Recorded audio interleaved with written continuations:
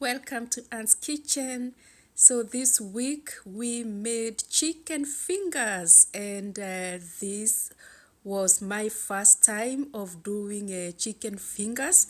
So I marinated my chicken breast using evaporated milk. I used black pepper, I used chicken seasoning, I used salt, and I used paprika, and I also used ginger, and I marinated for about an hour. And then of course I had my French fries also. So the same marination, I also used it to dip my French fries. So I baked my French fries in the baking pan, and I also decided to bake two pieces of chicken fingers so that I can, see how it was going to turn out.